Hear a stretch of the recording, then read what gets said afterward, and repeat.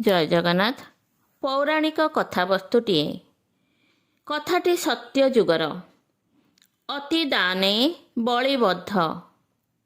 ବଳି ହେଉଛନ୍ତି ଦୈତ୍ୟରାଜ ଦୈତ୍ୟ ବିରୋଚନଙ୍କର ପୁତ୍ର ଏବଂ ପ୍ରଖ୍ୟାତ ବିଷ୍ଣୁ ଭକ୍ତ ପ୍ରହ୍ଲାଦଙ୍କର ପୌତ୍ର। ଦୈତ୍ୟ କୂଳରେ ବଳି ଥିଲେ ଜଣେ ଚକ୍ରବର୍ତ୍ତୀ ସମ୍ରାଟ। ତାଙ୍କ ବୀରତ୍ୱ ସହିତ ସ୍ୱର୍ଗ ମର୍ତ୍ତ୍ୟ ପାତାଳ ତିନିପୁରରେ କେହି ସମକକ୍ଷ ନଥିଲେ। ଦେବତାମାନଙ୍କୁ ଶତ୍ରୁ ରୂପରେ ଦେଖୁଥିଲେ। ସୃଷ୍ଟି ଆରମ୍ଭ ସମୟରେ ଦେବତା ରାକ୍ଷସମାନେ ମିଳିତ ଭାବେ କରିଥିବା ସାଗର ମନ୍ଥନରୁ ବାହାରିଥିବା ଶ୍ଵେତ ଐରାବତ ହସ୍ତୀ, ଉଚ୍ଚୈଃଶ୍ରବା ଅଶ୍ୱ, ମହାଲକ୍ଷ୍ମୀ, ପାରିଜାତ ପୁଷ୍ପ, ସୁଦର୍ଶନ ଚକ୍ର, ଅମୃତ ଭାଣ୍ଡ ପ୍ରଭୃତି ଅପୂର୍ବ ପଦାର୍ଥ ଗୁଡ଼ିକୁ ଦେବତାମାନେ କୌଶଳରେ ରାକ୍ଷସମାନଙ୍କଠାରୁ ଆତ୍ମସାତ କରିନେଇଥିଲେ। ଆଉ ସେଥିପାଇଁ ଦେବତା ଏବଂ ରାକ୍ଷସମାନଙ୍କର କଳି ଝଗଡ଼ା ମନମାଳିନ ରହିଆସିଥିଲା।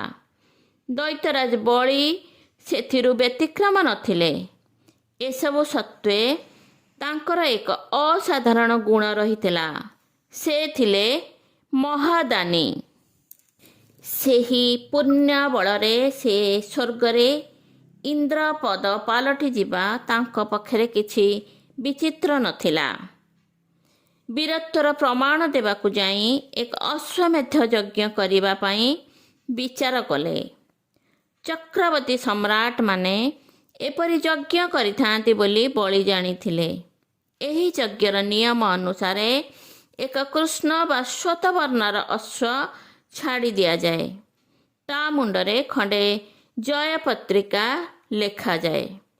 ଯେଉଁମାନେ ଯଜ୍ଞକର୍ତ୍ତାଙ୍କର ଅଧୀନତା ସ୍ୱୀକାର କରନ୍ତି ନାହିଁ, ସେମାନେ ଯଜ୍ଞକର୍ତ୍ତାଙ୍କ ସହିତ ଯୁଦ୍ଧ କରିଥାନ୍ତି।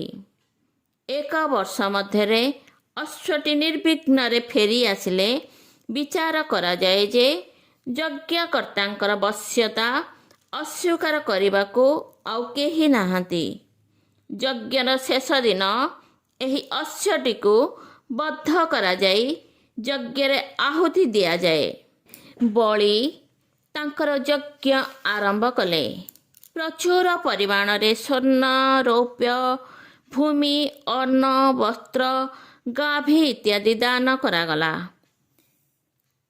ଶୁକ୍ରାଚାର୍ଯ୍ୟଙ୍କର ତତ୍ତ୍ୱାବଧାନରେ ଏହି ଯଜ୍ଞ ଆଗେଇ ଚାଲିଥାଏ। ଯଜ୍ଞ ଶେଷ ଦିବସରେ ଉପନୀତ ହୋଇଗଲା। ଯଜ୍ଞର ନିୟମ ଅନୁସାରେ ପୂର୍ଣ୍ଣାହୁତିର ପୂର୍ବ ଦିବସରେ ଯଜ୍ଞକର୍ତ୍ତା ଏକ ମହାସ୍ନାନ କରିଥାନ୍ତି।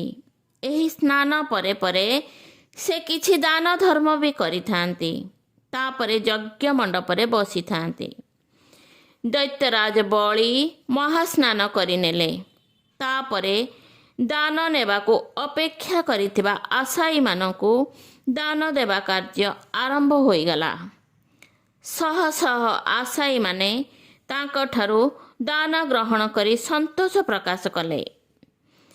ଏହି ସମୟରେ ଦାନସ୍ଥଳକୁ ଏକ ଖର୍ବକାୟ ବାଳ ବ୍ରହ୍ମଚାରୀ ଆସିଗଲେ। ଉଦୟ ସୂର୍ଯ୍ୟ ଭଳି ତେଜରେ ତାଙ୍କର ଶରୀର ଝଟକି ଉଠୁଥାଏ। କପାଳରେ ଚିତା, କାନ୍ଧରେ ପଇତା, ହାତରେ ଖଣ୍ଡିଏ ତାଳପତ୍ରର ଛତା ଆଉ ପାଦରେ ଥାଏ ହଳେ କଠଉ। ବ୍ରହ୍ମଚାରୀ ଜଣକ ସୁଲଳିତ କଣ୍ଠରେ ନିର୍ଭୁଲ ଭାବରେ ସାମବେଦ ଗାନ କରିବାରେ ଲାଗି ରହିଥାନ୍ତି। ବଳି ଆଗେଇ ଆସି ବ୍ରହ୍ମଚାରୀଙ୍କୁ ସ୍ୱାଗତ କଲେ, ଅଭିବାଦନ କଲେ। ହସ ହସ ମୁହଁରେ ବ୍ରହ୍ମଚାରୀ ଜଣକ କି ପ୍ରକାର ଦାନ ନେବାକୁ ଚାହାନ୍ତି ତାଙ୍କୁ ପଚାରିଲେ। ବ୍ରହ୍ମଚାରୀ ଜଣକ ବଳିଙ୍କଠାରୁ ସତ୍ୟ ବି କରାଇ ନେଲେ। ଦାନ ହିସାବରେ ମାତ୍ର 3 ପାଦ ଭୂମି ବଳିଙ୍କଠାରୁ ଗ୍ରହଣ କରିବେ ବୋଲି ମତ ଦେଲେ। ବଳିଙ୍କର ପାଇଁ ଏହା ଏକ ଉପହାସ ବୋଲି ବଳି ବିଚାର କଲେ। କାରଣ ବ୍ରହ୍ମଚାରୀଙ୍କର ପାଦ ମାତ୍ର କେତୋଟି ଆଙ୍ଗୁଳି ହିଁ ଥିଲା। ବଳି ପୁନର୍ବାର ତାଙ୍କୁ ବୁଝାଇ କହିଲେ, ହେ ମହାତ୍ମାନ, ଆପଣ ମୋତେ ପର୍ଯ୍ୟାପ୍ତ ପରିମାଣର ଜମି ଭୂମି ଏପରିକି ଖଣ୍ଡିଏ ରାଜ୍ୟ ମାଗିଥିଲେ ମୁଁ ଦେବାକୁ ପ୍ରସ୍ତୁତ ଥିଲି। ଆପଣ ସେସବୁ ନ ମାଗି 3 ପାଦ ଭୂମି, ଯାହାକୁ କେତୋଟି ଆଙ୍ଗୁଳି ମାତ୍ର ଭୂମି ମୋଠାରୁ ମାଗୁଛନ୍ତି। ଏହା ମୋର ମର୍ଯ୍ୟାଦା ପ୍ରତି ଅସମ୍ମାନ ବୋଲି ମୁଁ ଭାବୁଛି। ଏତିକି ମାତ୍ର ଭୂମି ନେଇ ଆପଣ କରିବେ ବା କ'ଣ? ମୁଁ ଆପଣଙ୍କୁ ଅନୁରୋଧ କରୁଛି, ଆପଣ ଆପଣଙ୍କର କଥାର ପୁନର୍ବିଚାର କରନ୍ତୁ। ନା ଦୈତ୍ୟରାଜ, ନା। ମୁଁ ଯାହା ମାଗିଛି ବହୁ ଭାବି ଚିନ୍ତି ମାଗିଛି। ମୋର ସେତିକି ମାତ୍ର ଭୂମି ଆବଶ୍ୟକ। ବ୍ରହ୍ମଚାରୀ ଜଣଙ୍କର ଦୃଢ଼ ସ୍ୱରରେ ଉତ୍ତର ଦେଲେ ଦୈତ୍ୟଗୁରୁ ଶୁକ୍ରାଚାର୍ଯ୍ୟ। କିନ୍ତୁ ଏ ରହସ୍ୟମୟ ବ୍ରହ୍ମଚାରୀ ଜଣକୁ ଚିହ୍ନି ପାରିଥିଲେ। ସେ ବଳିଙ୍କୁ ଏଥିରୁ ବିରତ ହେବା ପାଇଁ ଇସାରା ଦେଲେ। ଏପରିକି ବଳି ଶଙ୍ଖରେ ଜଳ ଢାଳି ସତ୍ୟ କରିବା ସମୟରେ ଶୁକ୍ରାଚାର୍ଯ୍ୟ ଶଙ୍ଖ ମୁହଁରେ ଅଦୃଶ୍ୟରେ ରହି ଜଳଧାରାକୁ ବନ୍ଦ କରିଦେଲେ। ବ୍ରହ୍ମଚାରୀ ଜଣକ କୁଶଟିଏ ପୁରାଇ ଜଳଧାରାକୁ ସ୍ୱାଭାବିକ କରିଦେଲେ। ଏଥିରେ ଶୁକ୍ରାଚାର୍ଯ୍ୟଙ୍କର ଗୋଟିଏ ଚକ୍ଷୁ ନଷ୍ଟ ହୋଇଗଲା। ଶୁକ୍ରାଚାର୍ଯ୍ୟ ସେହି ଦିନଠାରୁ ଏକ ଚକ୍ଷୁ ବିଶିଷ୍ଟ ହୋଇଗଲେ। ଦାନ କାର୍ଯ୍ୟ ଆରମ୍ଭ ହୋଇଗଲା। ବ୍ରହ୍ମଚାରୀ ଜଣକ ତାଙ୍କର ପ୍ରଥମ ପାଦଟି ପକାଇ ଦେଲେ। ସମଗ୍ର ମର୍ତ୍ତ୍ୟମଣ୍ଡଳଟି ତାଙ୍କ ପାଦ ତଳେ ରହିଗଲା। ଅନ୍ୟ ପାଦଟି ସୂର୍ଯ୍ୟମଣ୍ଡଳ, ଚନ୍ଦ୍ରମଣ୍ଡଳ, ଗ୍ରହମଣ୍ଡଳ, ନକ୍ଷତ୍ରମଣ୍ଡଳ ସମେତ ସମଗ୍ର ସ୍ୱର୍ଗରାଜ୍ୟକୁ ଗ୍ରାସ କରିଗଲା। କି ଅଦ୍ଭୁତ, କି ଅବିଶ୍ୱାସ କଥା! କେହି କିଛି ବୁଝିପାରିଲେ ନାହିଁ। ଆଉ ଗୋଟିଏ ପାଦ ଆପଣଙ୍କର କାହିଁ ବୋଲି ବଳି ପଚାରି ଦେବାରୁ ବ୍ରହ୍ମଚାରୀଙ୍କର ନାଭି କମଳରୁ ଆଉ ଗୋଟିଏ ପାଦ ବାହାରି ଆସିଲା।